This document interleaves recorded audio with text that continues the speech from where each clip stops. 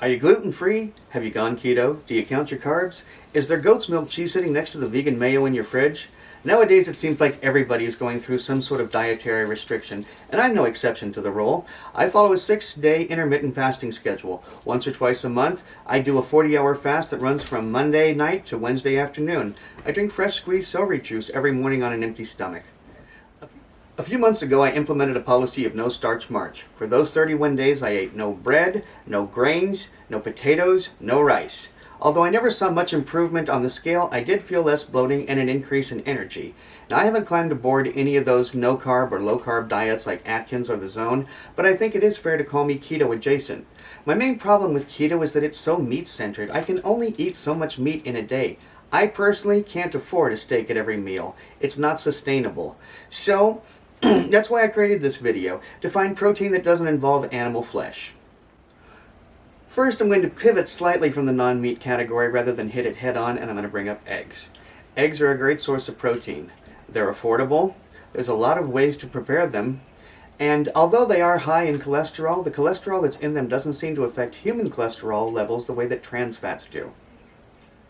Now let's discuss legumes. The peanut is the most recognizable legume, and its most popular form is naturally peanut butter.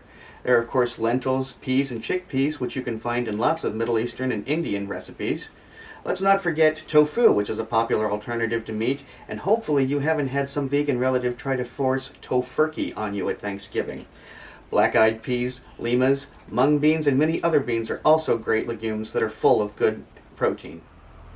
As for dairy, there's a cornucopia of options out there. Cheese in all its varieties, yogurt, curds, butter, and casein, just to name a few. But don't forget that adding a dollop of sour cream to a dish, or using half and half in your cereal, or adding a little to your coffee, can add the protein that you're needing, or maybe just there actually are some vegetable options if you need protein but are looking for a vegan alternative. Brussels sprouts, broccoli, spinach, artichokes, and asparagus are all vegetables that provide plenty of protein. If you're not a carb counter, there's also vegetables like potatoes and sweet potatoes, and even some fruits like blackberries, nectarines, and bananas have protein in them. And to round out the list of meat-free alternatives to getting your protein, there's seeds like chia and pumpkin.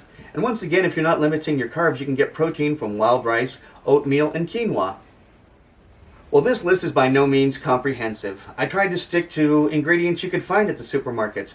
Don't you hate those recipes that call for some weird ingredient that you can't even find online, or if you do, it's the same cost as a car payment? I hope this was helpful, and somewhere down the road I'll revisit finding protein in foods other than meat. Until next time, remember, only by taking care of ourselves first are we capable of taking care of others. Thanks for your time. Topher.